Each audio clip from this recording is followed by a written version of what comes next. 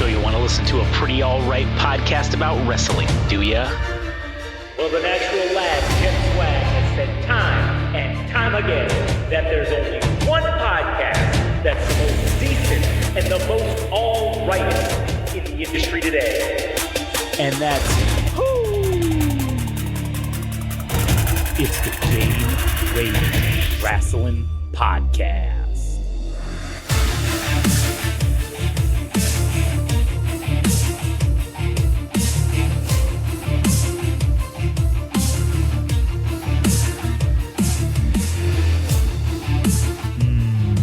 You know, I say this about all of our introductions. You know, brother. Let me tell you something, brother. I know I say this about all of our introductions, but man, that song gets me fired up. And you want to know why that song gets me fired up? Because that tells me that it's time to talk about some motherfucking wrestling. Wrasslin. As always, my name's Josh. I'm here today with Adam. Howdy. And we're going to talk about some motherfucking wrestling on the Game Rage Wrasslin Podcast. This is episode number 12. And we have a few things to discuss today. This is kind of how the order in which things are going to happen. We're going to talk about what happened just recently on Smackdown with the whole Roman Reigns situation. We're also going to talk about our predictions for the upcoming Royal Rumble, which we will also be doing a live commentary and watch along of the event itself, which will likely exceed 3 hours. So if you are so inclined, we're gonna live stream that on Discord. So if you're so inclined and you wish to join in and you can mute your WWE commentary and you can listen to us talk about it. And if you want to participate, you know, we will definitely allow people to come in and talk shit with us in between matches and whatnot. So that will be on January the 27th, Saturday at the Royal Rumble live inside my garage. Fucking yeah. So yeah, brother. We're gonna talk about our predictions for that, and then we're going to watch a Paul Heyman promo and discuss it. We're gonna watch it live and discuss it as it's happening. Obviously, you won't hear the sound, but you know that's for you to turn it on while we're watching it. And then we're gonna watch a match that I don't necessarily remember off the top of my head, but Adam says is a fucking absolute banger. Would you say it's a sports entertained out of 10? Oh, yeah. There's meat slapping. Oh, There's suplexes galore. It's a real doozy of a match. oh, and that match is going to be Kurt Angle versus Chris Benoit, not on a pay-per-view. Chris Benoit. Chris Benoit. Yeah. It's not on a pay-per-view. It's on a fucking Smackdown episode. Yes, and we're not condoning his whole dealings of murdering his family. We're just simply acknowledging his wrestling And let's techniques. while you're saying this, let's also further quantify and say that people need to understand that Chris Benoit, the wrestler, versus Christopher, whatever the hell his real name was. Maybe that was his real name. I don't know. Those are two different people. The character and the guy who did the murders. All right. We obviously condemn and do not support the murdering of families, the things that he did in real life. But man, the things he did in the ring as the character, Chris Benoit, fucking legendary. Excellent contributions to the sport, which have just been essentially erased. So Yeah. I don't think that's right. I don't think that's something that should have been done. So we're going to talk about a match that he was in. Yep. And if you don't like it, then fucking don't listen. But I know our fans aren't bitches, so they're going to fucking listen. Anyways. All right. So, Excuse me. oh, fucking clinkety clanking fucking sodas and ice into the microphone, Yeah, right hard. into the microphone. Not even have the decency to pull it away. Just he opened it into the microphone and then just shook it around. Some ice ASMR. Hey man, nice ASMR. Yeah, ice AMR. Yeah, there you go. All right. So first things first, Smackdown. Current events. So recently on Smackdown, there was a triple threat match between LA Knight, Randy Orton, and wait, who's the third guy? Shit, I just forgot. AJ Styles. AJ Styles. God damn it. AJ Styles. And they were to have a triple threat match to see who would be the number one contender for Roman Reigns' championship at the Royal Rumble. Well, things didn't go as planned because clearly And obviously, Roman Reigns and the old bloodline came out and fucked around. Interfered the match. Well, I would say that they fucked around and then promptly found out. Yes. Because Nick Aldis came out and basically said, hey, you son of a bitch, guess what? Since you just made this not have a winner, now you're going to have to fight all three of them at the Royal Rumble. And this is going to be a fatal 4-way at the Royal Rumble for your title belt. This should. I wish there was a Teddy Long moment. And guess what, playa? You're gonna face the Undertaker. And now you're gonna face the Undertaker next week at SmackDown. Yeah. So that coupled with the fact that The Rock is now back and saying shit to Roman Reigns, I have heard rumor, which again, I just want to say this is all speculation. I don't know anybody. No, neither of us know anybody in the business, so we don't have any insider information. And I try not to use the dirt sheets as much because I don't know. I feel like they're fucking wrong most of the time. But there has been this rumor going around that I think has been circulating that cannot be avoided. And it's the fact that the plans allegedly are for The Rock and Roman Reigns to fight at WrestleMania. So I can see that's what they're going for. I mean, obviously, The Rock doesn't just come back just for no fucking reason. Just to drop in. And then promptly leave. I don't think that's not something The Rock does.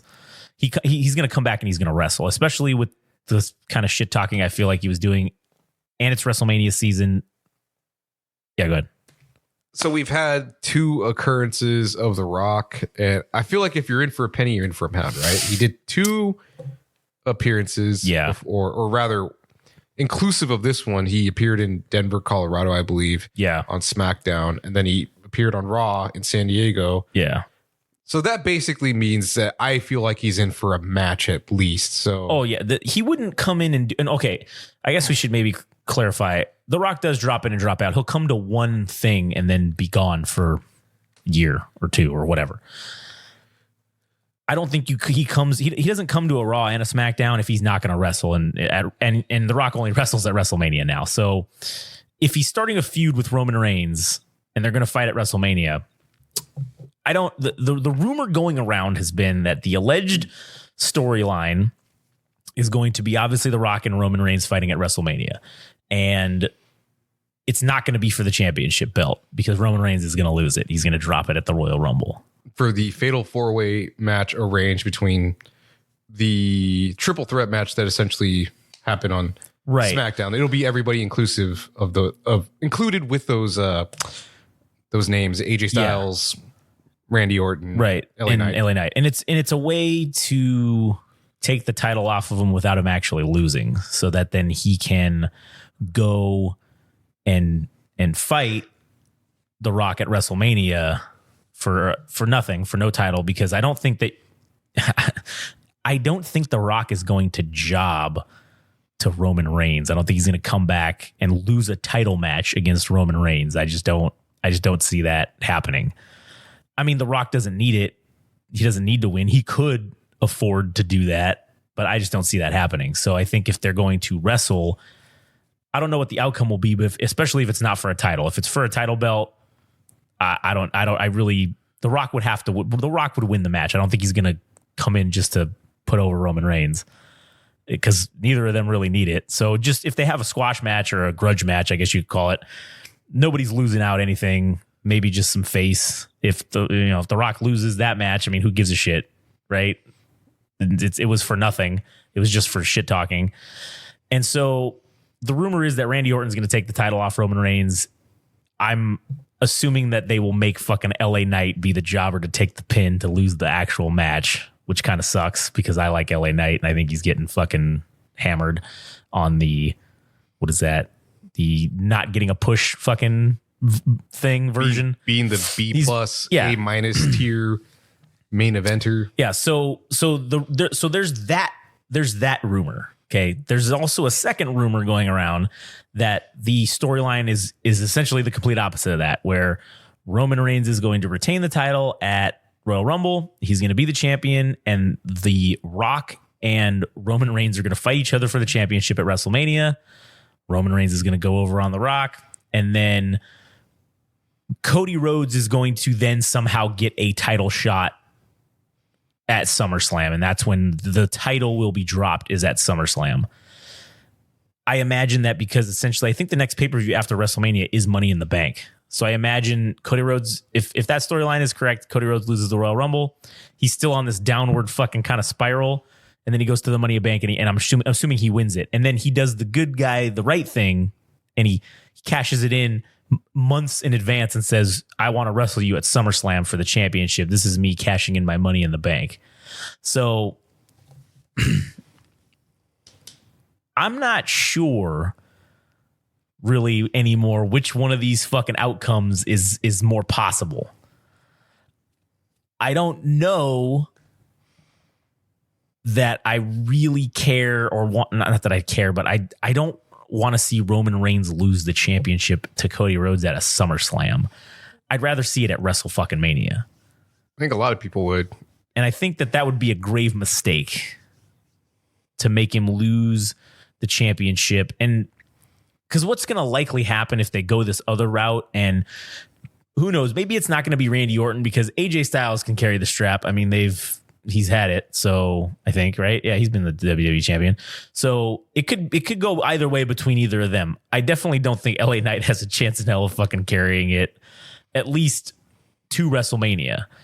If they wanted to pull a real swerve, man, you let LA Knight win that fatal 4-way, and then at the next, whatever it is, what's the February pay-per-view? Is it Elimination Chamber? Yeah, it might be. You have him defend it at Elimination Chamber, and then Roman Reigns wins it back or something, you know. But it just seems like a waste, dude, because if you do shit like that within the next 3 months where he drops the title, that essentially everything up until this moment, the 1,400 day reign, it's meaningless. Or 1,400 or whatever.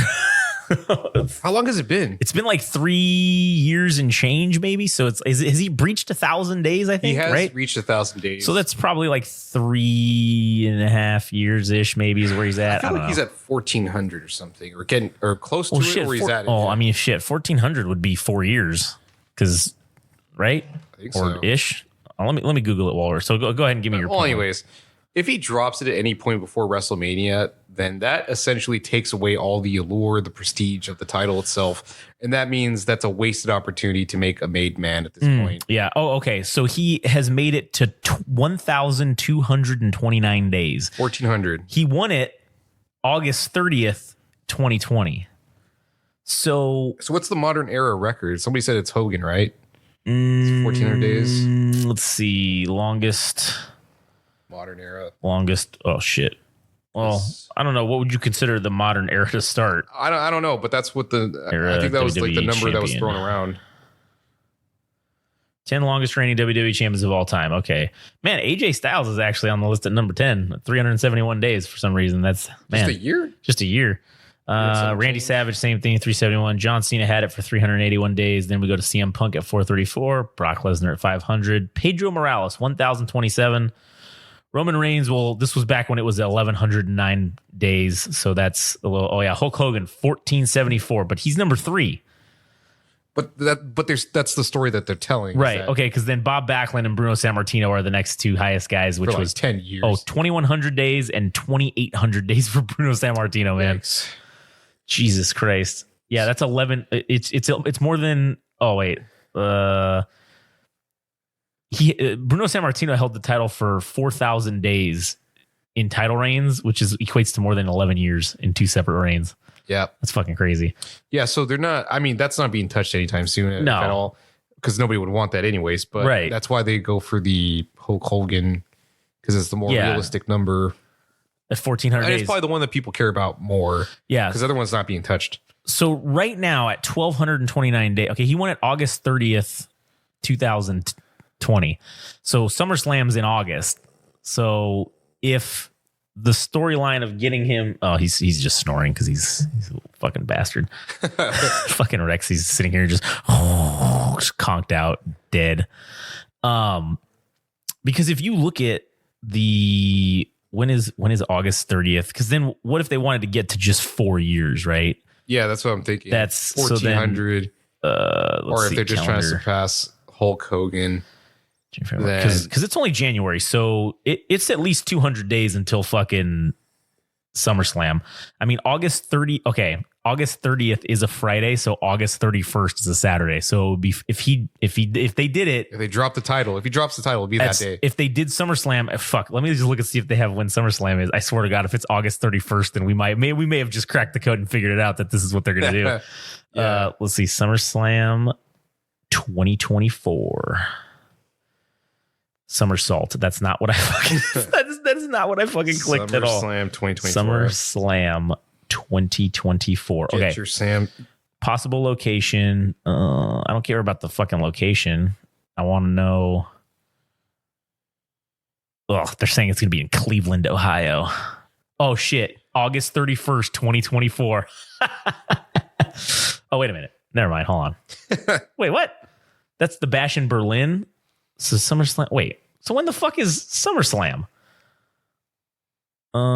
They're probably going to change that. I imagine that maybe they're going to change that to be fucking. Well, what's the point of why do you bring that up? Well, because that's what I'm saying. If that was their plan, Backlash isn't going to be in France. Wow, fuck that. They're going Euro. Money in the Bank's going to be July 6th. All right, and then Bash in Berlin is August 31st. So when the fuck is SummerSlam?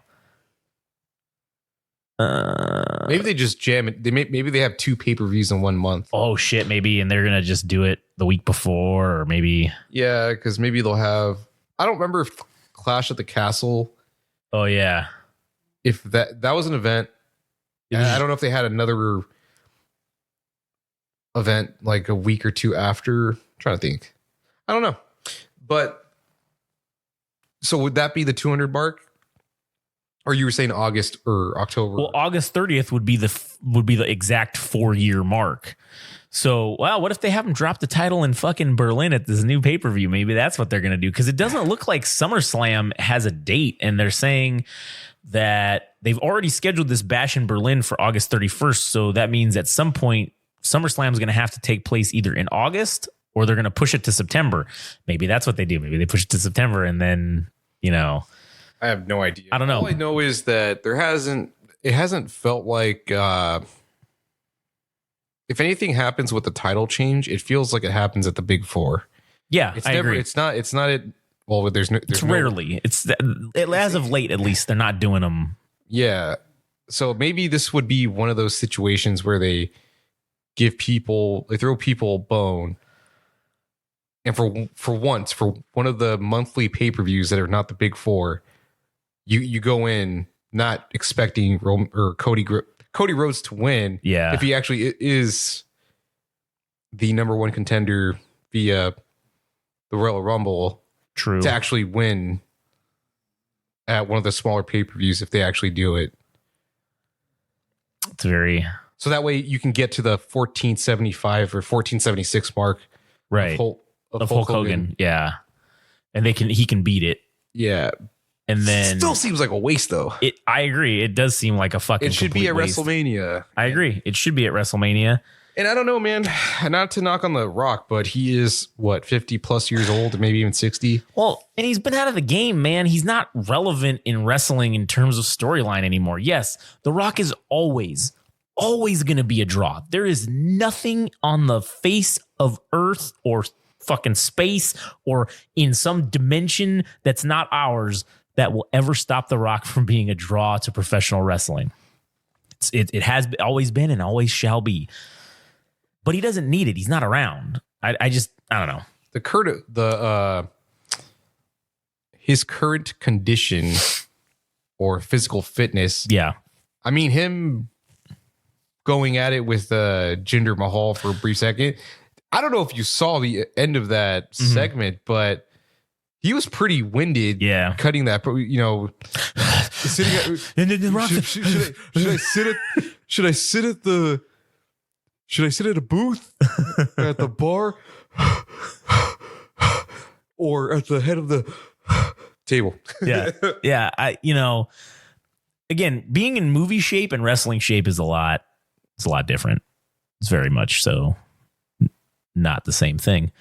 So I don't know. Give me Cody Rhodes. Give me Cody Rhodes. And Roman. you need the Rocky story, dude. If they're selling the Philadelphia thing, God, it's a David versus Goliath type thing. The improbable. I mean, at this point, it is improbable because we're all of the belief that Cody Rhodes is never gonna. The Rhodes family is cursed, dude. At this point, so make it happen there, dude. If you want to redeem yourself for all the shit that we put up with for the last 2 years, please let us fucking have it. Let us have one, dude. Let us have one where the fucking. And again, I'm not a fucking good guy or a face mark, all right? I usually like the heels, but Cody Rhodes is just such a good dude, man. He just loves the fucking business, bro. Seeing him fucking sign all those autographs at the live afterwards, that wasn't even a fucking main... That wasn't even televised. It was just this was for nothing. And he stayed after for 45 minutes and signed everybody's thing and took a picture with every single fucking person that wanted one. And... that's a good dude right there. Also, some guy fucking put a thing up saying, "Hey, Cody Rhodes, will you be my best man at this thing?" And Cody Rhodes saw it. And guess what? Now he's going to be the guy's best man at his fucking wedding because all he did was ask. So, I'm thinking maybe we can take advantage of this and maybe we tag Cody Rhodes until he stops until he answers us. And we just say, "Hey, Cody Rhodes, would you love to come on the Game Rage Wrestling podcast?" Dude, have you seen It's Always Sunny in Philadelphia? Yes. I don't remember who Mac wrote to as a 10-year-old boy with cancer. Oh, it was a baseball player guy. I think it was Ryan Howard. Yeah, I saw that episode. And then he shows up and he's like, "Oh, yeah." He's like, "Well, it's me."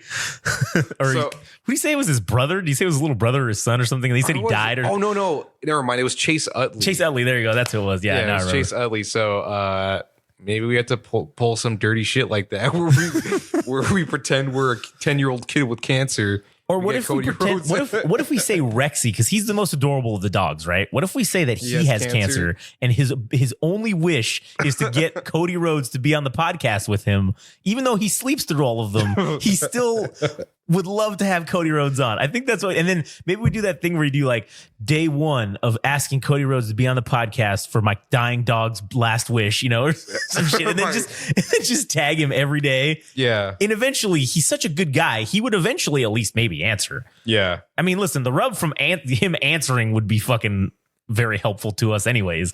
So either way, we win, I guess. Yeah. And since you brought up the house show, I think I sent you a message or we briefly talked about because there was a match, I think, on this past Raw. Oh, yeah. Cody Rhodes versus Shinsuke in a street fight. Event. In a street fight. With the match being identical or pretty fucking close. Nearly identical to what we saw. So we're of the opinion now that these house shows are dress rehearsal for the taped shows. Yeah. At least that's what I think happens so that it flows better when they actually do it. Right. But I mean, I don't know. That's just us speculating. But it is weird that it happened to be both the identical matches. Yeah, I don't know. So. And that's where I'm saying that I think that at the Royal Rumble we're gonna see, because they haven't announced a match for the World Heavyweight Championship. So I'm of the opinion that we're gonna see Drew McIntyre versus Seth Rollins in some sort of match for that fucking championship, and it's probably gonna have some weird promo in the middle, like he tried to do with the microphone. I swear to God, man, if it goes down like that, then we know it is confirmed. It's already in my mind confirmed, but this would be double fucking confirmed. Yeah, I actually hope. I don't know. As far as the Royal Rumble goes and matches, do you think there's actually going to be a match held for the World Heavyweight Championship? There might be. I would say that, okay, so right now this is what we have just confirmed for the Royal Rumble, since we're on the subject of this. We have the Fatal 4-Way for the Universal Championship. We have the Men's Royal Rumble. We have the Women's Royal Rumble. And we have Logan Paul versus Kevin Owens for the United States Championship. Yeah. Those are the four things. Now, the two Royal Rumbles are usually an hour to an hour and 10 a piece. So that's 220 right there. These pay-per-views generally go for 3 to 3.5 hours. So we're probably looking at the Fatal 4-Way probably going 20 minutes, maybe 20. 30. I think it's a full 30. So you think it's 30? Okay. So let's just say that's 30. Okay, so we got 220 plus 30. That puts us at 250. And then we've got the Logan Paul and Kevin Owens match. I think that match goes 15 minutes. I think they'll give them 15 minutes. So then that puts us just a little over 3 hours. And that's just enough room for one more or two more matches. Because there's a rumor that the Judgment Day are going to defend the tag team titles. That might be on the pre-show, though. Or whatever they do, right? There's like a pre-show. Don't care for it. I don't care either. At but this point, no. If it's not on the main card, then I think that we could possibly get to see a World Heavyweight Championship defense, or we may see it on Monday Night Raw after the Royal Rumble. I think, or maybe even before. I don't know. Might be the week before, because right now we're sitting about 2 weeks out from the Royal Rumble, because it's the yeah. As we're recording this, it's like 2 weeks out from the Royal Rumble. So. I'm not really sure what the situation is with the World Heavyweight Championship and who the contenders are, because Drew McIntyre got a match not too long ago, and CM Punk is throwing his hat in the ring. But I don't think that'll happen at the Royal Rumble with CM Punk. I think and here's if CM Punk gets the match, it's going to be at WrestleMania. I think that's when it's going to happen. It has to happen that way. Yeah, I don't think there's any other way they could do it. I mean, listen, okay, I take that back. There's no other way they should do it, because they could do it a fucking million different ways. But then you just have the squash match with Drew McIntyre. Right. That's a meaningless. It's a straight up squash match. It means absolutely nothing. And I think they don't care. I think they're just like, this is just to get us to WrestleMania. And again, we have. What would you say it was? Is that the Elimination Chamber? Is that confirmed that's happening, right? So it's either February or March. I think it's still here. Well, here I have the pay-per-view schedule right here. It says, okay, we had day one, Royal Rumble. Okay, NXT. Okay, Elimination Chamber. It's going to be February 24th in Australia. So I wonder if Bluey will make an appearance. Bluey's the sixth or the third man. Oh man, dude, what if they had somebody come out as Bluey, and that's like the New fucking World Order Bluey? Oh man, the Blue World Order. Blue World Order. Oh my, oh dude, it writes itself. Jesus Christ. So that's the next pay-per-view after Royal Rumble. So and the one right before WrestleMania. So I would imagine that if we don't see the title defense happen at the Royal Rumble, it's going to be defended in an Elimination Chamber match. And maybe this is where there's some fuckery comes about, and then maybe we end up with a triple threat match for the World Heavyweight Championship at WrestleMania, or maybe, well, I don't think they'd do another fatal four-way just 2 pay-per-views later for a different title. I think it could potentially be a triple threat match between CM Punk. I don't know who else would be the third man. Maybe Drew McIntyre. At this point, they've thrown. It doesn't matter. They've thrown him in enough championship matches. Drew McIntyre is just kind of. I mean, honestly, I'd really like to see R-Truth be the third fucking man in that. Man. I mean, he's also in the Judgment Day, just like Drew McIntyre. So maybe something happens to Drew McIntyre and R-Truth moves his. Since we're on the subject, yeah. Man, that promo, it's the so video good. package with R-Truth. I'm actually tripping balls now. I got my R-Truther Game Rage Wrasslin patented R-Truther tinfoil hat. Yeah, this is an R-Truther moment, dude.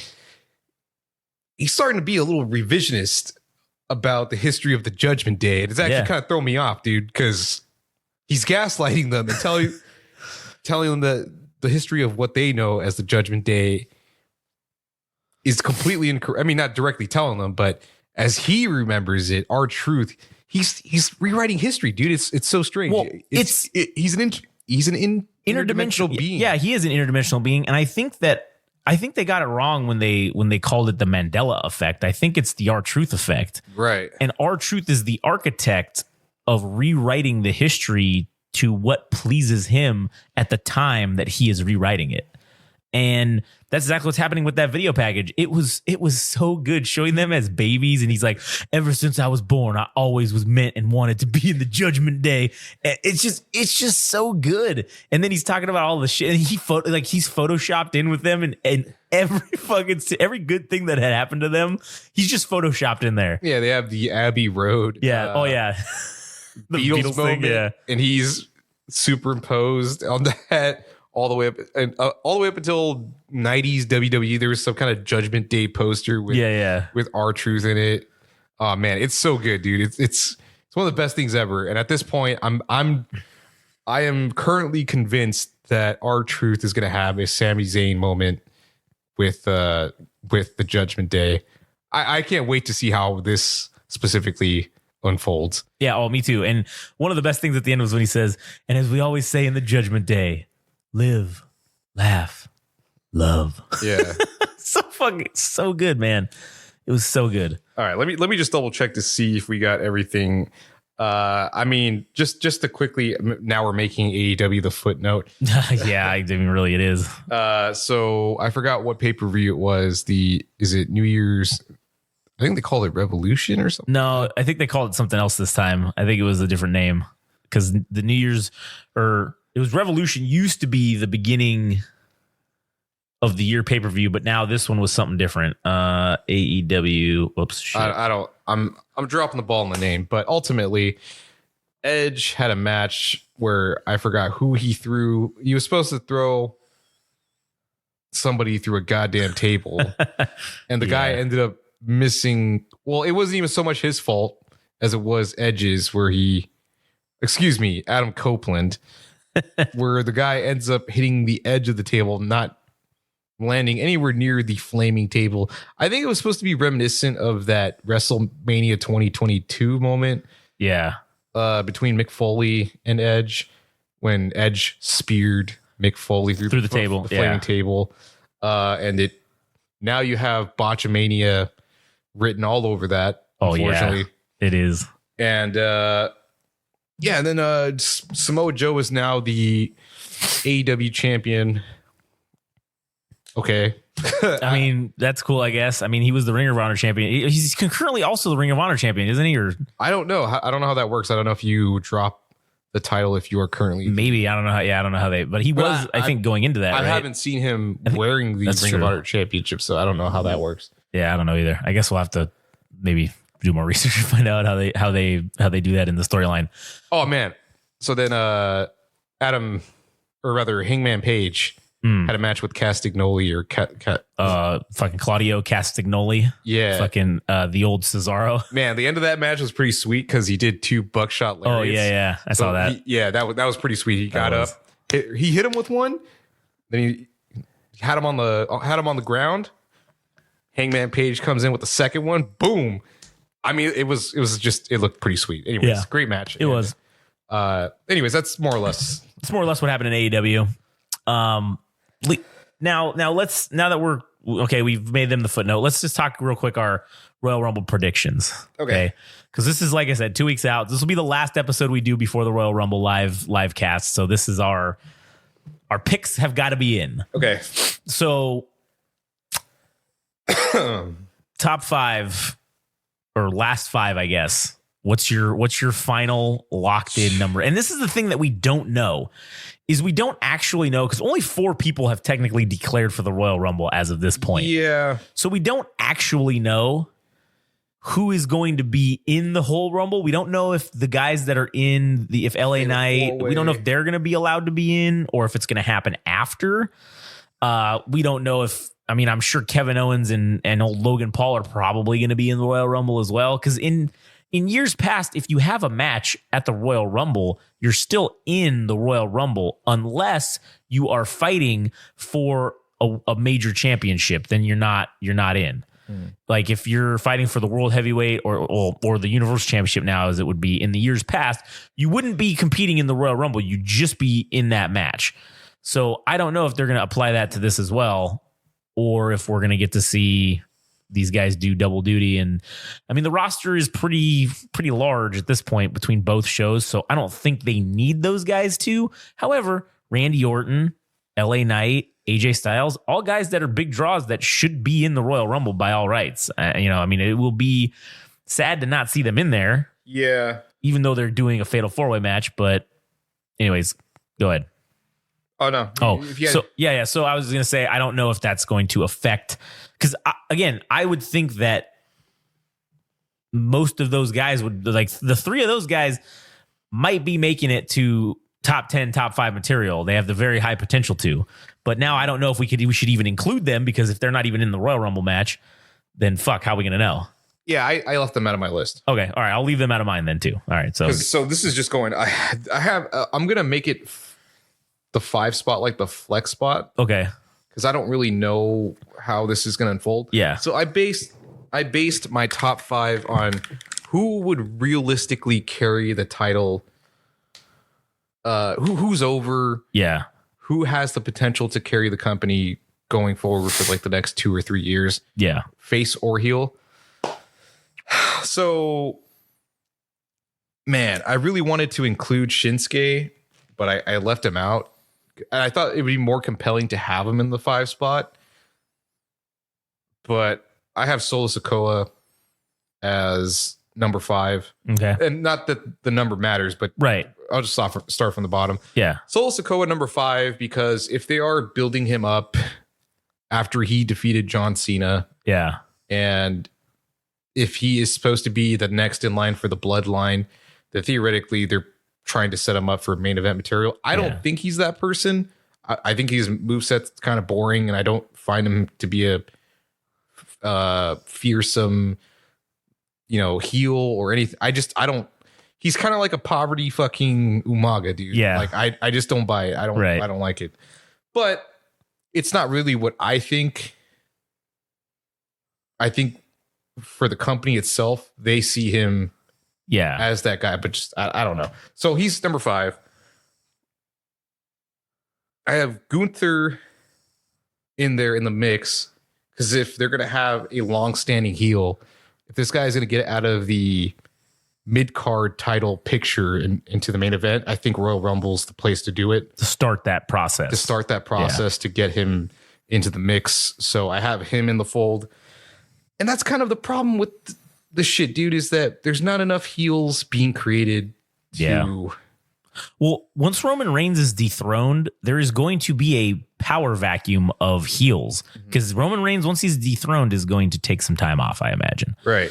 So there is going to be a large, hole in the heel space. So I don't know if there's that many guys that are going to be able to take up that mantle. You have Shinsuke, Gunther, Imperium. Right.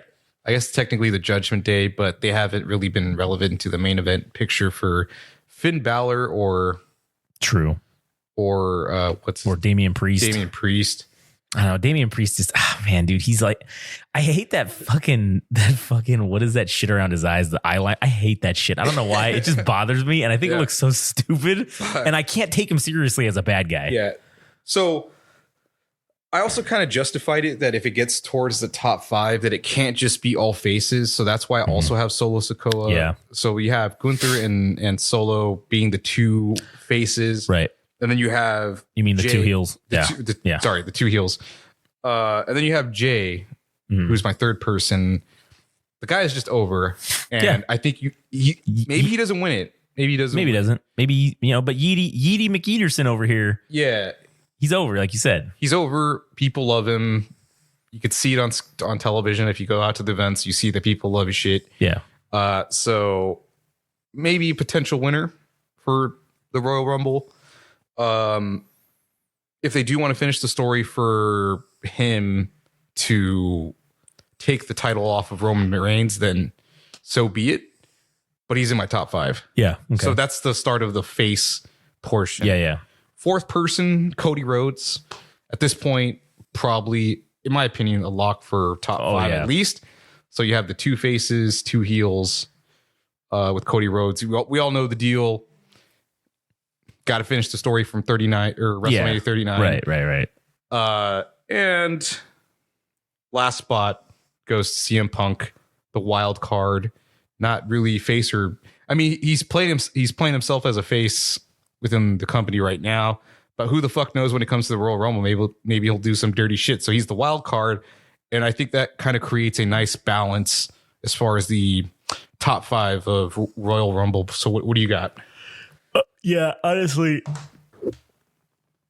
my list is basically the exact same as yours. And again, the numbers mean nothing, but it's not the order in which they're going to go out or anything like that. But yeah, I agree. They need to have viable heels, and the only 2 that are really... The only difference is I might subtract Solo Sikoa and put in the Miz instead of him. The Miz? I would put, because he's heely and he's good at it. He's believable, and the only real viable heels I see that are in the main, it could be in the main event picture are, you either got your Gunther. I do think Solo Sikoa, there's something there. I think he's believable as a heel, obviously, and believable as a dangerous heel, even though his moveset's kind of limited and he's suffering from the John Cena treatment where he's got like 6 moves and that's it. And listen, that Samoan spike thing is dumb. Love it. I hate it. But he is being portrayed as an imposing figure. And I think that's or a dastardly, not dastardly with sword. I think I can buy him as a heel is what I'm getting at basically.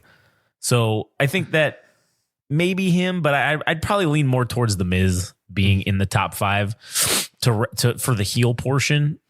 And I don't think Shinsuke makes to the is going to be in the top 5 just because. Yeah, I don't think he does. I think the storyline with that, because Cody needs something to do to get him to fucking WrestleMania, and they're going to continue that feud, in my opinion.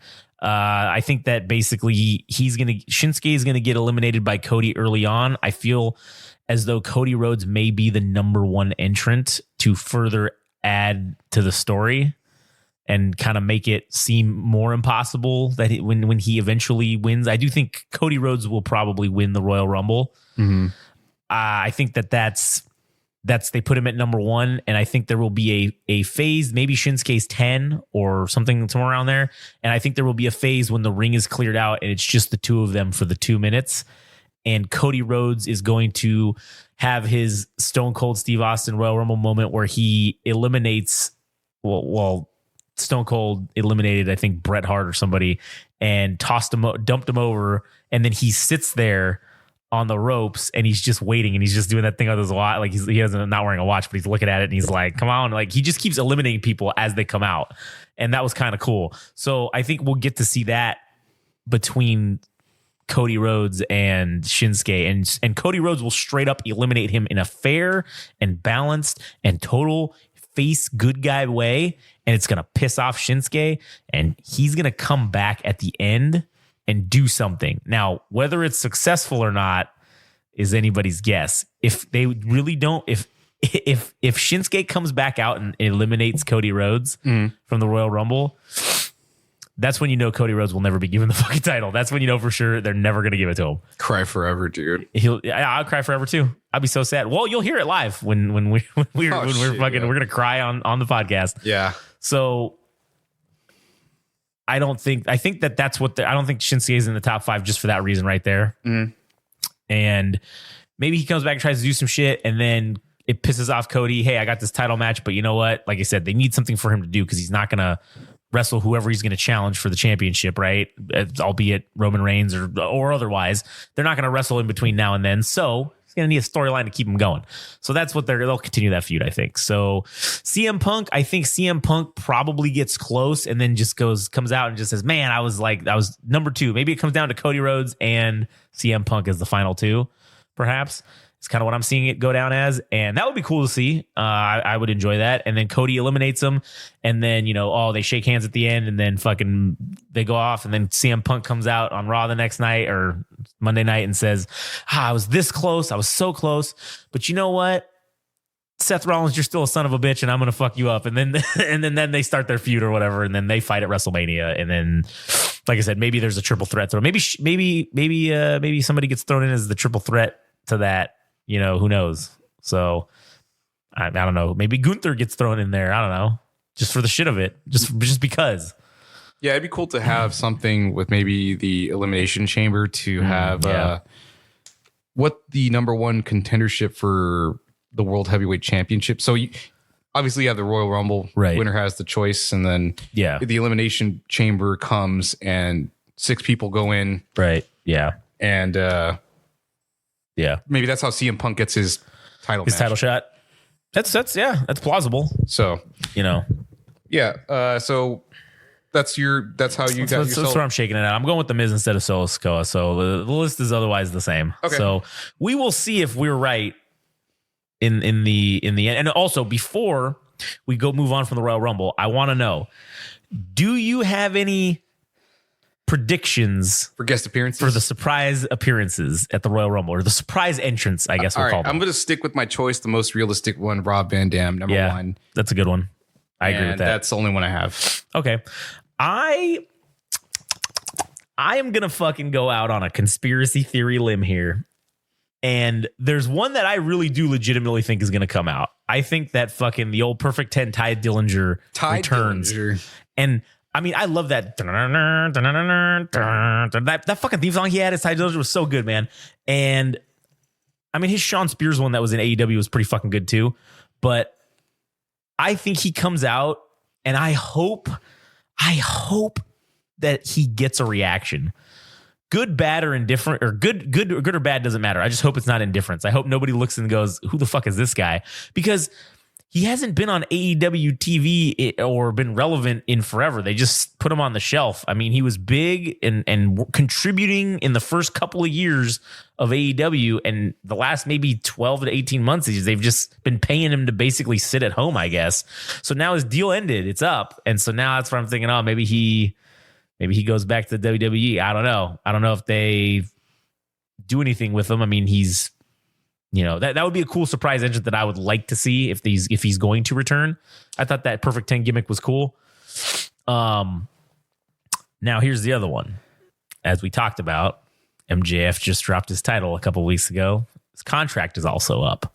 And again, don't know if Tony Khan is just playing is actually a dumb guy or just plays one on TV, but he seems to not have secured a deal with MJF yet, as far as I'm aware. So I think we maybe see MJF come out on fucking at the Royal Rumble as a surprise entrant. That would be kind of fucking interesting to see. What would you say? I don't know about that MJF. You don't think he's coming out? You don't think it's going to happen? Guy's going to be a big fish in a small pond, so stick to AEW. I mean, okay, I think he should stick to AEW, but I think it'd be cool as shit to see. I'm not saying it wouldn't be cool. Is it realistic? I think it's realistic. I think it could happen. All right. Yeah, that's your number 2. That's my second one. That's the pipe dream. That's the pipe dream one. I do agree with you about Rob Van Dam. I think that would be fucking pretty cool. And there were rumors in the women's Royal Rumble that Naomi was coming back. The glow shoes and the glow everything, because she was in AEW I don't remember what her name was in AEW, but I guess her deal is up, and they're talking about her coming back. Also, I read a rumor that Rey Mysterio has healed from his knee surgery that he had or whatever he had to get done, because he had to have some kind of knee surgery or something. Okay, and I heard that he's cleared up now, allegedly. Okay. So I think he'll be a surprise entrant in the Royal Rumble. Possibly he will eliminate Dominic and maybe fucking start another feud with him again, I think is probably what will happen.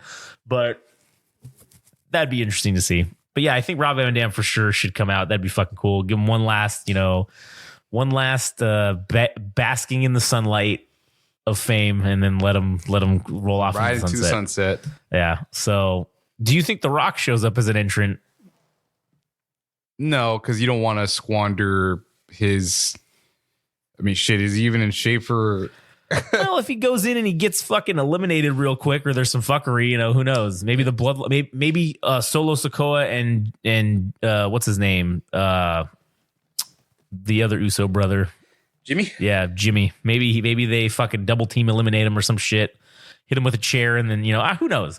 You got to protect his image till WrestleMania if he is going to actually fight Roman Reigns. Yeah, I guess maybe, but I don't know. I guess we'll see. True. We shall see. So anyways, all right. So that was our Royal Rumble predictions and everything. So now let's get on to the old promo here. So promo. Let's do you want to do the promo first, or do you want to do the match first? Okay. Okay. So the promo that we were talking about specifically, let me re-pull up the fucking video so I can get everybody on this. Okay. So this is a promo cut by Paul Heyman. It was on Friday Night Smackdown, November 15th, 2001. Now, if you are watching this on YouTube, or if you don't have the Peacock, if you do not have the Peacock, then I would say go to YouTube and you can find this. It's not going to be the exact same thing, but just go watch it and then come back. If you've got the Peacock, then go. If you own the cock, You got the cock. if you subscribe to the cock, that's a better one. Subscribe to. We should make a sign for the next thing we go to saying that people should subscribe to the cock. Probably we get kicked out, but whatever. Anyways, so if you go to the Friday Night Smackdown, and as we found out, it's not very intuitive to find actual Smackdown episodes, but Yes. you go there, you go to the November 15th, 2001 episode and queue it up to 33 minutes and 17 seconds. And then that's where we're going to hit play from. So we're going to watch it. You're not going to be able to hear it, but, it's going to be, we'll just watch it together. All right. Yeah. I mean, if it works out better that you want to listen to the promo and then listen to what we say afterwards, then you can do that. Yeah. But for those that want to listen to it as we're watching it, then go ahead. Cause we may pause it and discuss at something at, like if you said, we may pause it, who knows? But let's go. All right, here we go. So we're gonna hit play in 3, 2, 1, play. Okay. All right. So never belay that when I just said. Never mind, because we had some problems. I cut it all out so you didn't have to hear us fucking going back and forth about it. But essentially, we just figured out that I think we need to do something else to make the fucking thing not record onto the actual recording. So we can't play this shit because of copyrights, obviously. So what we're gonna do is we're just gonna pause it, and then you can go watch it. We're gonna watch it, and then we'll come back. So we're gonna watch right now. So go ahead and cue it up and watch it, and we'll be right back. All right. So that was the promo. The original pipe bomb where Paul Heyman cuts a fatty fucking promo on Vince McMahon. And I have to say that was fucking great. There was a lot of hate there. Yeah, I mean, as much if this was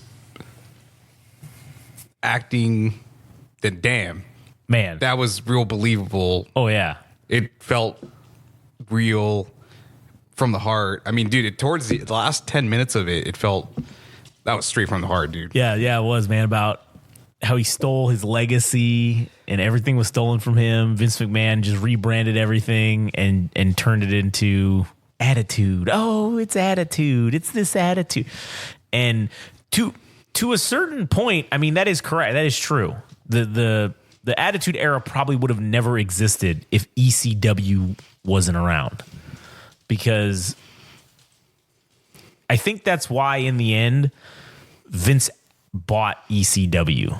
I don't think he bought it because he needed to, because ECW was a non-factor. I think he had done business with Paul Heyman in the past, and I think he liked Paul Heyman. I think he realized that Paul Heyman is a great mind in professional wrestling. He's just a terrible businessman and didn't get, and maybe he's not even a terrible, maybe that's unfair to Paul Heyman, but he didn't get the breaks. He didn't get the monetary inheritance. Sure. That could have helped maybe make ECW a real contender in terms of nationwide or worldwide exposure to keep them afloat, because that's initially why or at the end of the day, that's why ECW died, was because they lost the TV deal, and that was it. And at that time period, there was no internet. There was no, oh yeah, we could just go on, we could just do an internet show and people will watch that and we'll sell advertising and make money that way. That didn't exist. So once you lose your TV deal, you're dead. You're dead in the water, and that's what happened. And so I think Vince bought ECW out of respect for Paul Heyman and the contributions that he could make. And let's be honest, the contributions he did make to the WWF/WWE going forward, Paul Heyman had a great impact upon, and even still to this day still has a great impact on WWE storylines and programming, because he's there, he's still in it. Yeah. So one of the things that I did think was funny, man, they used to treat those fucking microphones like shit, dude. They throw them, and then when they hit, you hear that like that electrical fucking shock noise, as if the microphone is actually damaged. Yeah. But anyways, I just thought that was funny because I heard that. But that promo was fucking great. Everything he said was really just spot on. Yeah, he kind of repeated himself a couple times, but I think that's just natural being in the moment of. You could tell this wasn't scripted. That's another thing. this was back before this shit was written by writers and it was fucking heavily curated and heavily scripted, which is part of what I don't like about wrestling today. I don't like the promos being scripted. I don't want an actor delivering lines. I want a guy to go out there and tell me some real shit. You know what I'm saying? And that right there, yes, maybe the concepts were spoken of or rehearsed beforehand, but everything he was saying was fucking just being done mostly in the moment is what it feels like. And that's sports entertainment. Sports entertainment. That's as much as Paul Heyman hates that term. But that's wrestling right there. That's pro wrestling. That's man. wrestling. That's wrestling. God damn it.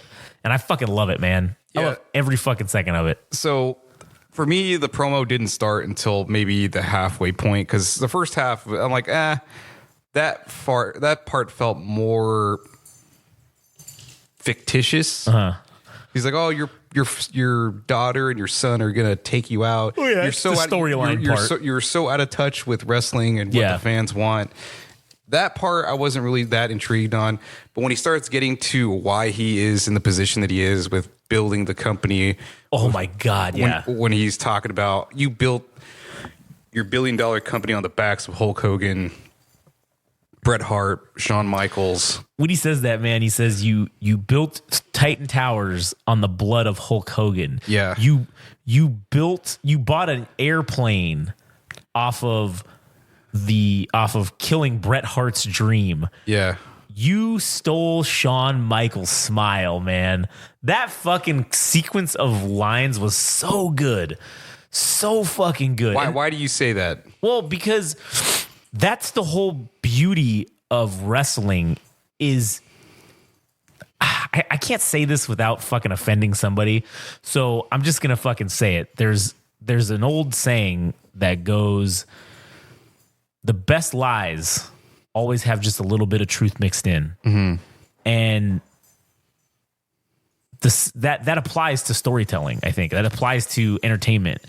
And the best entertainment always has just a little bit of fucking truth mixed into it. And to me, those statements right there. Okay, the Shawn Michaels one specifically. I don't think that. Okay, so like that one specifically, I don't think that Vince had anything to do with Shawn Michaels fucking having his drug problem or any of that shit, right? I mean, granted, yes. Did wrestling take that toll on Shawn Michaels and give him a drug problem? Yes. Did Vince McMahon do anything to alleviate that? Probably not. Because he just wanted to make sure that he was making that fucking money. And I'm not saying he didn't care about his guys or any of that stuff, because I don't know, I wasn't there. But I could see it, and from accounts of people who were there, he put up with a lot of Shawn Michaels' bad behavior because Shawn Michaels was making him fucking money. Instead of saying, hey man, you need to go to fucking rehab, or you need to go do this and take a step back for a while. Mm-hmm. Instead of doing that, he said, we'll keep continuing to put up with this so we can keep getting this money. Yeah. So, but that's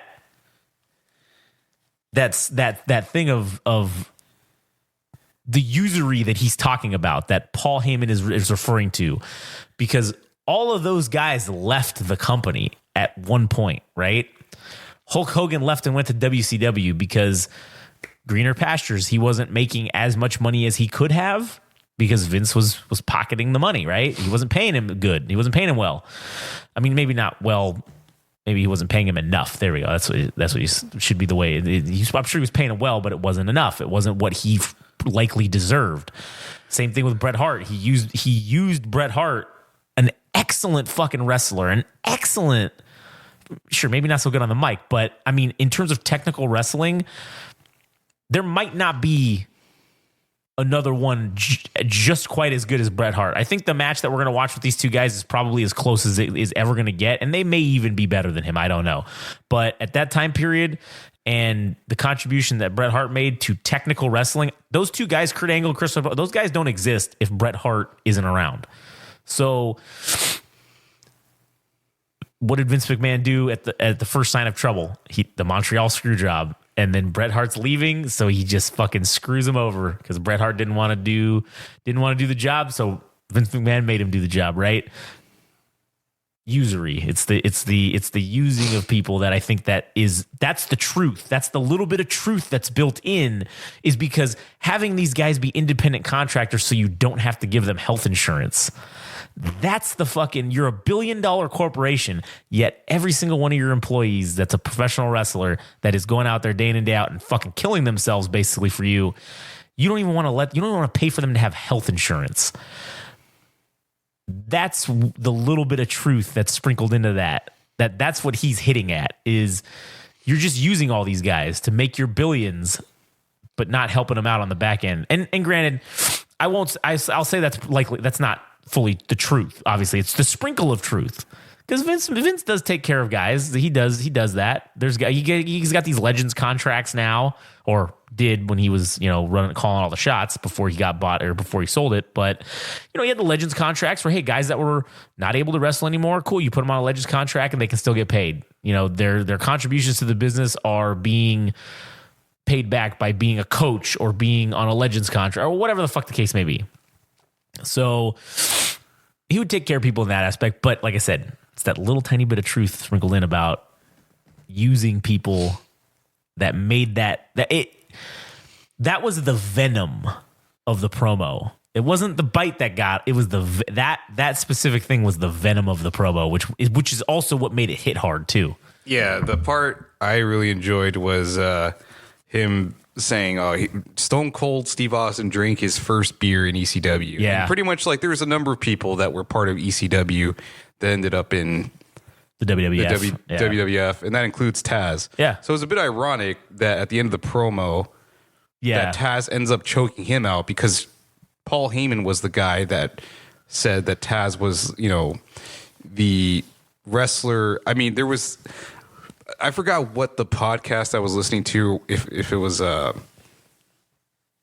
it's one of those seminar interview things where they've sat down with Paul Heyman. They were talking about the beginnings of ECW, and what he was looking for within the company is just people looking to make wrestling like an art form. Yeah. And for anybody to test out what they want to do, there's no restrictions on what they could do, right? Yeah. And Taz was somebody that said he could literally choke anybody out. He was a martial artist. He knew, I guess he was becoming familiar with Brazilian jiu-jitsu. Right. And he told Paul Heyman, he's like, I think I could literally choke out anybody. That's why everybody feared Taz.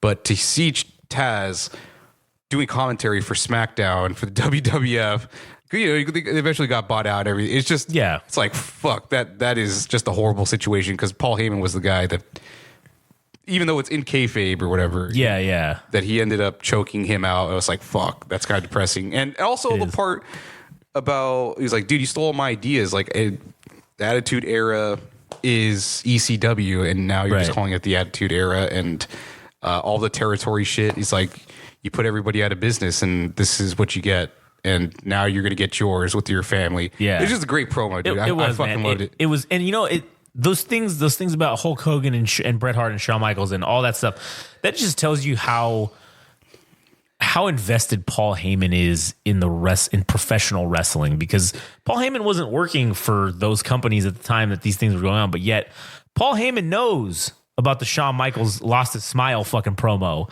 He knows about Bret Hart having a dream. He knows about Hulk Hogan. Let me tell you something, brother. My blood, my sweat, and my tears, brother. Like, that's what he's referring to. He's referring to those promos. And that's fucking really cool to see.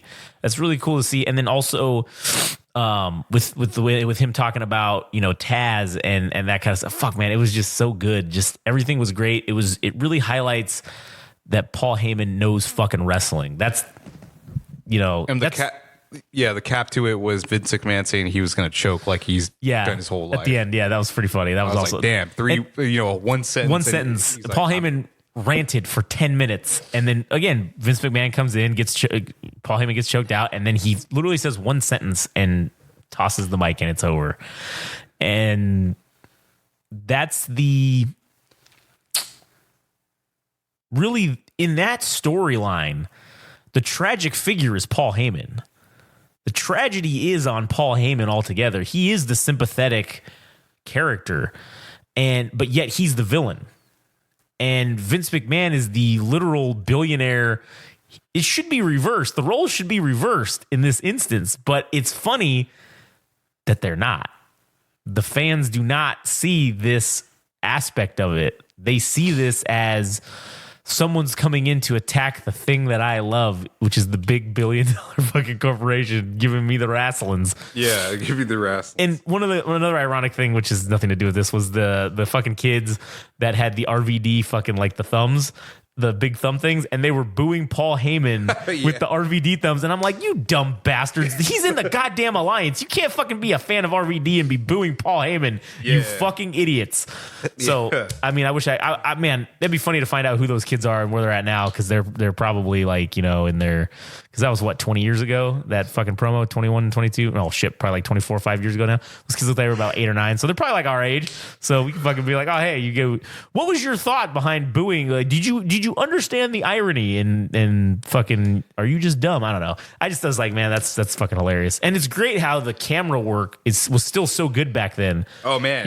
Can't wait. When they were zooming in on Taz, as Paul Heyman was saying how he was a fat little bitch basically and used to be a real man. Man, just this, that was so good, man. Just cutting to it. And I can't wait to see what this fucking Chris Benoit match right now. Also, I think I just had an idea, a spark of inspiration of how to make this work so we can watch it and hear the comment or hear the match live and not have to have it on mute. So let me do that real quick. Do you have anything to say, or you want to I just got to grab one little thing out of the bag. Oh no, let's get to this Crispin. All right, why don't you introduce us to this match real quick, and just is there any backstory to this? Is there I'm sure there is, but that's not the reason that I'm trying to. So what's the reason why you wanted us to discuss and watch this match? It's because the match is visually pleasing, man. It's the moves, it's how stiff the slaps are, the chops. It's real wrestling, dude. I don't know how else to describe it. It's the I'm not hearing. Yeah, I took it off. Okay, I'm gonna plug it in through here. All right, cool. Well, it's just the suspension of disbelief for this match. It's like, wow, these guys are creating art in the ring, and this is just a regular SmackDown. Yeah, it's not even a fucking what? It's nothing. It's not even a pay-per-view. It's just a basic ass match on SmackDown. All right. So let's cue it up. Let me pull it up here. We got sports entertainment. Oh wait, what the hell? That's the wrong thing. Let's go to Friday Night SmackDown on Peacock. Okay, now let's go back. Okay, so now this is also on a Friday Night SmackDown. It's from November 14th, 2002. So now that I just had the genius stroke of an idea to plug in the headphones directly to the laptop instead of running it through here, so we don't have to worry about it playing on the thing. Now we can listen to everything. Right. And we can watch it live and you'll hear it. So let me just make sure that this is on headphone mode. Let's see. Hell yeah, brother. Let me take it off of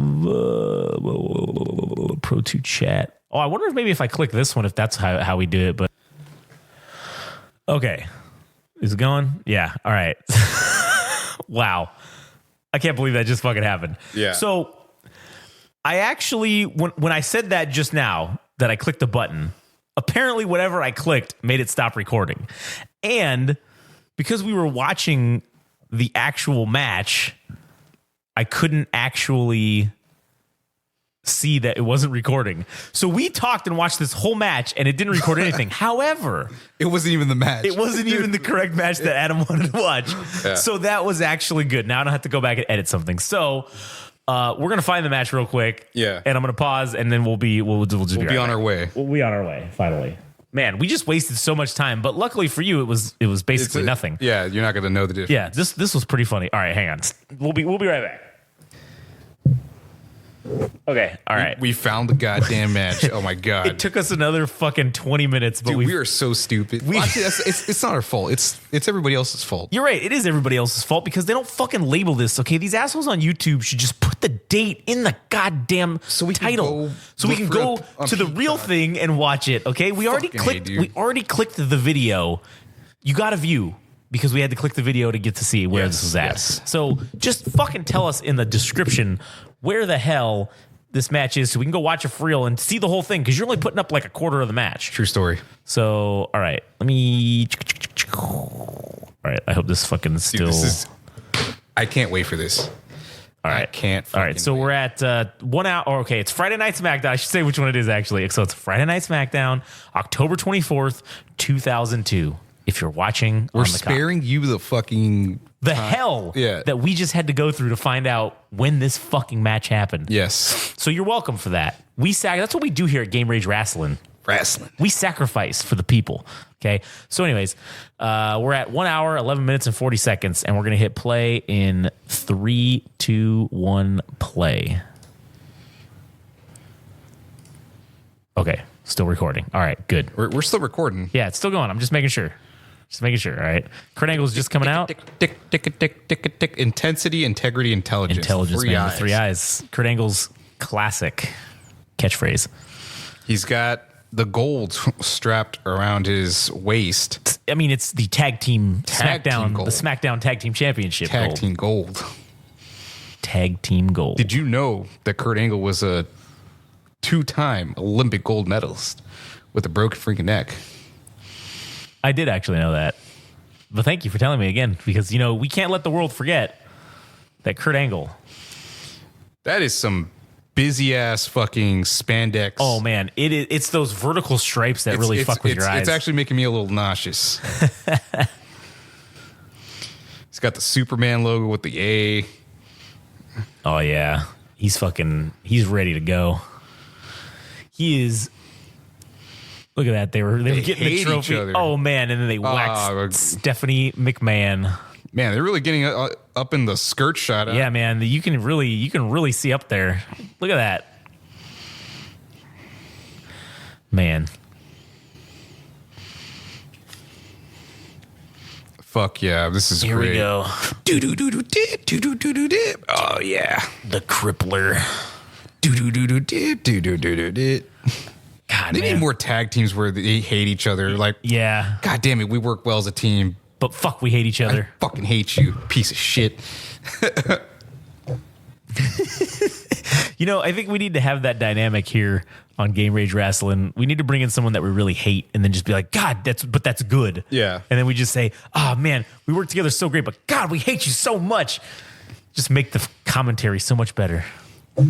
That's how we get taken to the next level. And look at Angle. He's still holding the broken trophy. Like, what an asshole, man. Yeah.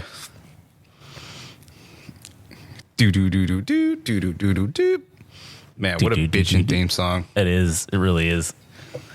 God, Here we go. It's getting squared up, getting dude. squaring off. Oh, this is going to be fucking tits. Both men juiced to the gills. Mike Chioda refereeing. Ooh, man. That is the quickness with those reversals. Yeah.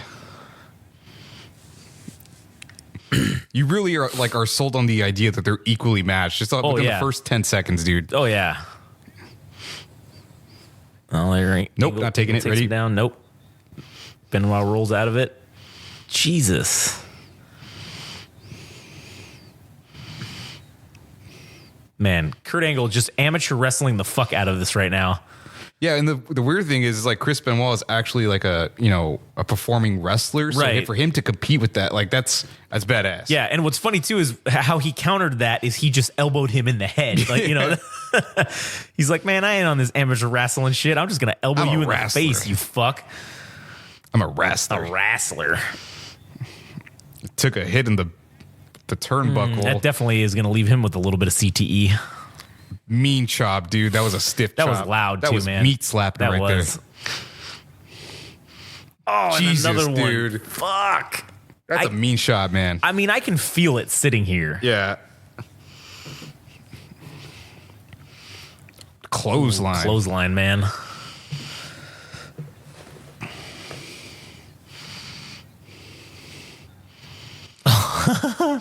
Dude, that fucking noise that Benoit, like the Rabid Wolverine is a literal fucking great nickname for him. Yeah. suplex. Oh man, that was a nice suplex. This is so much activity. So they were doing the takedowns and everything and the reversals of it, and they're still getting into it. Yeah. Well, 2 minutes into the match, and they're still going at it. Ooh, that chop again. Whew. Look at how red fucking Angle's chest is, man. Just from those chops. Even the stomp and the kick like really sell the impact of it. It really does.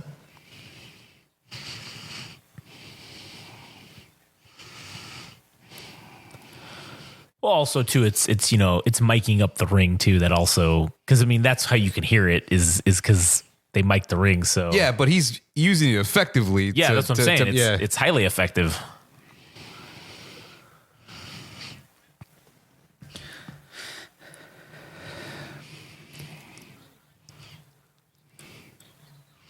Man, Kurt Angle just stomping Benoit right in the forehead. Giving him the old CTE. The old CTE stomp. Describing him to only hands. Only hands. Subscription is for everyone, dude. That's true. It's free, don't worry. Yeah, so he just gave him an Irish whiplash to the turnbuckle. Now Chris Benoit is mounting an offense. That was a nice little elbow that fucking elbow to the back of his head when he's laying on the ground. The reversal body drop. Ooh, back body drop. So classic. Another one. He's like, get fucked, Kurt Angle. Oh, now we go with the Germans. Suplex. Here's the three. Man, I love it. He's going for the triplets. The triplets. Oh, yeah. Just right on his fucking back of his head. Scrambling his brain. Imagine they were just running right now. Now they're going for German suplexes. Yeah, now they're German. I'd be fucking winded. Oh, yeah. Man. Now Angle is giving him the fucking business with the three amigos. Well, not the three amigos, that's the thing, but the three Germans. Man. Nope. 2.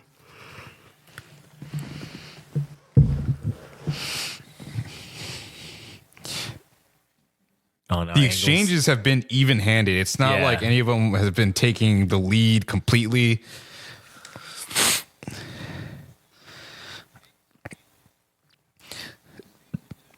Ooh, he's going for the Angle slam. Nope. Counter. Sick counter. Sick counter. Oh, shit. Oh, my God, dude. He got turned inside out. A German suplex, which threw him onto his stomach behind him, man. That was a... Whew. Yeah, Kurt Angle appears dead. Oh, shit. Here we go. He's going to go for the headbutt. He's kind of a good bit of ways away, too. Oh, he's on the other side of the ring. It would have been much better if he would have went to that fucking turnbuckle. So where is he going for at this point? Like, where is he trying to aim for? He went for man, he went on the shoulder, man. It's just a flying headbutt, though. It's not a... Oh, yeah, he definitely injured himself. Yeah, he cracked his own head on the boniest, hardest part of fucking the target. Ooh, man, almost had him there. Straight into the crossface, man. Straight into the crossface. Kurt Angle is dead. No, he ain't. We're talking about 2-time Olympic gold Kurt Angle. I mean, that may be true, but... Yeah, he's trying to get the rope break here. Nope. Oh, shit, here we go. He's going to roll him over. He's going to roll him over to the center of the mat. Oh, smart. I love it. I love that when he rolls into it, and then he still holds it, man. It's so good. Trying to counter the crossface by rolling over. Didn't work. Instead, he just got him right in the... here we go. Oh, shit. Here's telegraphing telegraphing the ankle lock, dude. Oh, man. Angle goes for a pin and then immediately turns that into... Because Benoit has to break the crossface to not be pinned, and then he immediately turns that into a fucking ankle lock. Oh, small package. Well, it's like a half package, basically. Yeah. Oh, here we go. Ankle slam. Angle slam. Oh, man. Going for the cover. 1, 2. Ooh. It ain't enough, dude. Ain't enough. You're talking about the Rabid Wolverine, dude. This is Chris Benoit. It's a true story. He ain't going down that easy. Oh, now he's going for another ankle lock.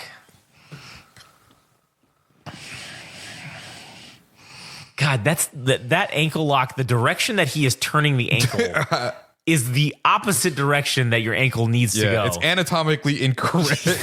Yes. Here goes Benoit rolling out of it. Oh, into the cross. Oh, man. It's both a crossface and an ankle lock. Yeah, he countered it. Oh, man. Shit. It was the transition, man. Yeah, that's so good. And they're so smooth, too. It's not like they're stumbling over each other. Yeah, they're just very smooth transitions. True professionals. True professionals, man. Trying to get his brain scrambled again here with the second headbutt off the top rope. Yeah, here we go. Flying headbutt. We go. Oh, no. Kurt Angle's up. Oh, he's going to throw him from the top rope. Ooh, man. Belly to belly from the top rope. That was kind of a sideways one, but, we'll give it to him. It's pretty good. Now he's covering him up. Ooh, not enough.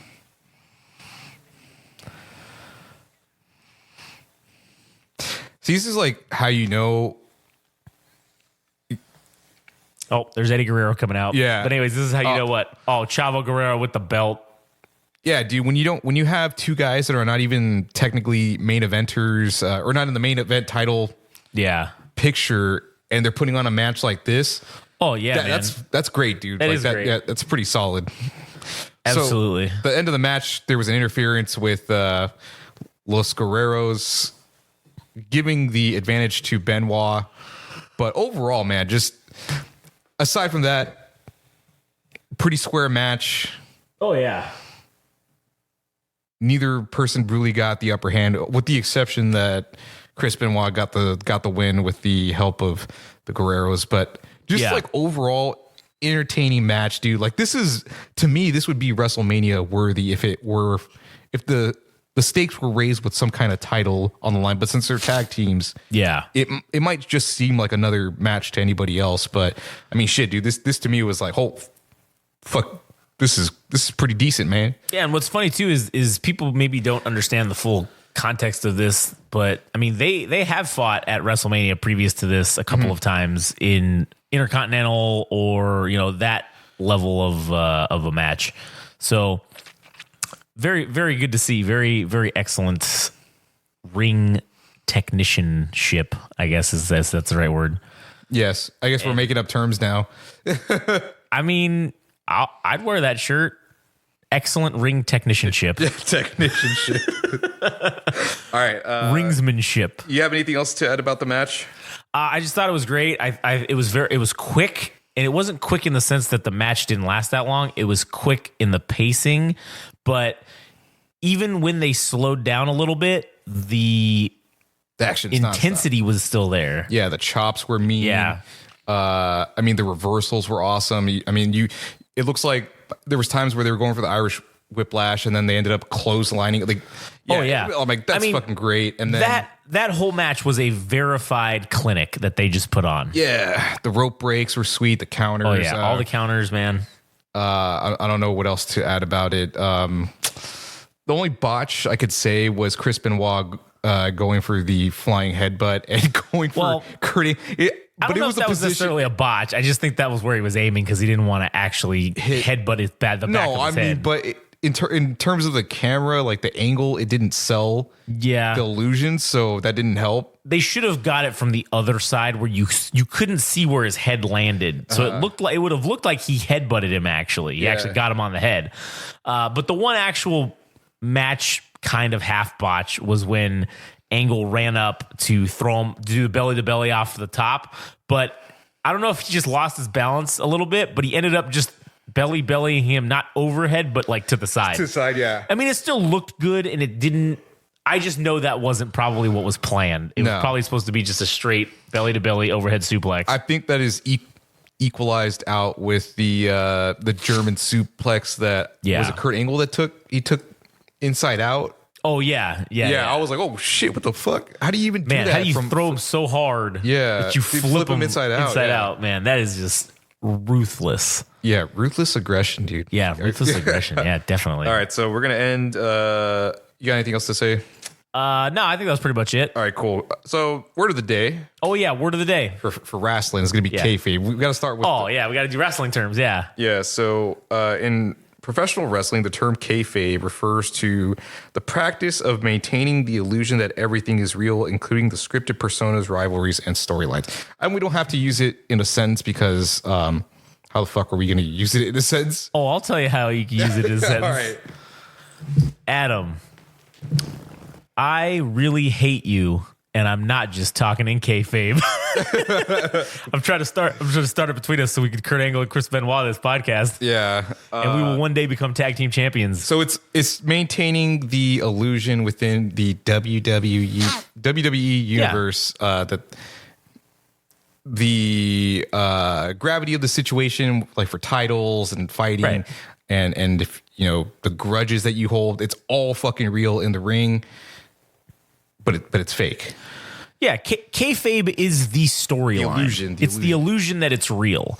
And I mean, you know, also kind of like we talked about on the last episode with the NWO thing, the kayfabe of the district attorney not pressing charges against the NWO just as long as they apologize and seem like they really mean it. Mm-hmm. That's the kayfabe of it. That's the suspension of your disbelief. Because if Hogan actually did that in real life, you'd be fucking in what is it, prison?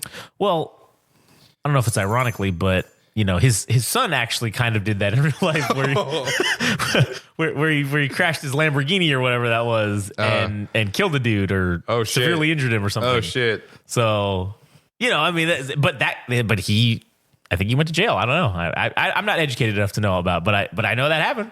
Yeah. So you know, hilarious. I wouldn't call it that. Well, I don't think it was that funny, but not that. But I'm just saying the kayfabe in general with that is hilarious. The real life thing is sad. The Rock, the Hogan. The Hogan and Rock thing hilarious. Not how. Okay, so a lot of people have said that Vince McMahon died. Okay, when Stone Cold blew up the limousine? Yeah. Do you think Vince McMahon actually died that night? And the person we see in front of you with the pencil mustache and black remember that was when he came back. That's Vicente McMahon. That is the well. Wasn't there something that happened? There was some kind of a tragedy or something that happened right after that, which was why Vince McMahon had to come back and be like, hey, I'm not actually dead. There was some weird thing that happened. I don't remember what it was, but there was some real life thing that took place. Oh, shit. That was a controversial thing. And that's where, because I guess Vince was planning on just being dead for a while, but there was something that happened, and then they were like, "Oh shit, we can't continue the storyline. Yeah, we can't continue the storyline. We have to end this immediately." How many times has Vince McMahon canonically died? Oh shit, man, probably at least twice. All right, name the two: the Stone Cold limousine explosion, and then I think there was another one where, oh no, you know what? He wasn't in the car for that. Where Stone Cold pours cement inside of his car, but he wasn't technically inside of that. Mm-hmm. So, I think Vince McMahon was buried in a buried alive match, technically dead, technically killed. So that's the second time. Okay, so he's almost been canonically dead for twice at least. On two occasions. And I mean, but really, how often or how many times do you think the Undertaker has canonically died? Oh shit, man! Because I've actually seen him buried alive. Yeah, in multiple matches. Undertaker's been buried alive multiple times. I think I saw one with Kane at least once. Oh yeah, or twice. For sure. Well, technically, didn't the Undertaker bury alive AJ Styles at WrestleMania like a couple years ago, or was that who was that? I think there was a burial. Remember, it was done in the vein of the Matt Hardy thing when they were at the compound. Who was that? Was that AJ Styles that he fought? Fuck, I don't know. But it was a buried alive match, I think. Dude, you know what?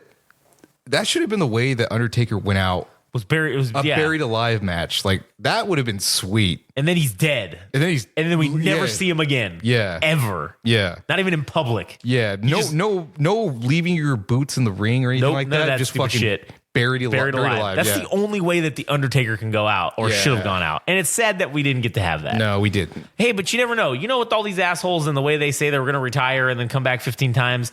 I mean, I think the Undertaker may have one buried alive match left in him. And I think that's the way he should really, truly be done. Do you think he makes an appearance at WrestleMania? No, Royal Rumble. Oh, the Undertaker? I don't think for Royal Rumble, no. Done? I think at WrestleMania, yeah. I don't know. God, what if he's one of the surprise entrants? That's what I'm wondering. And he wins? Nah, there's no way. What if he goes to WrestleMania and he beats Roman Reigns for the championship and says, since my streak was taken away from me, I'm taking your streak from you. That'd be a decent storyline. I mean, I don't think The Undertaker can wrestle like that, though. No. And Roman Reigns doesn't have the moveset to wrestle around The Undertaker and make it entertaining. So I don't think that would be a good idea. But, I mean, it's funny to think about, right? So, anyways, thank God we cleared an hour 30. All right, that's what I was trying to get to. You're trying to. I was trying to push to get to 90 minutes. All right, cool. So we made it. Christ, it only took us 4.5 hours to record this 90 minutes because we were fucking walking and looking around.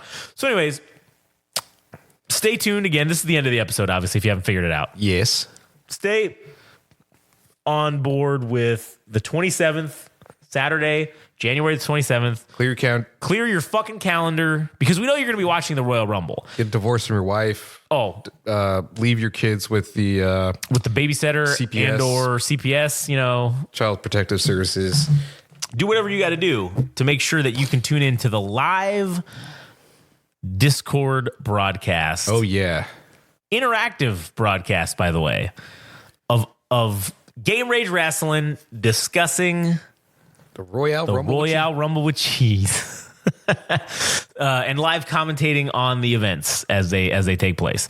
So we're looking forward to that. It's going to be the first time, obviously, we're doing it. So it's going to be pretty fucking hopefully awesome. And that's about it. So continue to not follow us and don't click the like, comment, or subscribe button. Don't even talk to us. Don't even talk about us. Don't even tell anyone about us, as a matter of fact. Yeah. Don't fucking tell anybody. Just keep, you know what? I want you to gatekeep this podcast from everybody else. Don't fucking tell anybody. Keep it to yourself. This is your thing. It's not for everybody else. It's not for their enjoyment, okay? Keep it to yourself. Yeah. Anyways, all right. Well, fuck it. I guess that's the end. So give your balls a tug, as Adam would say. And we'll see you on the next one.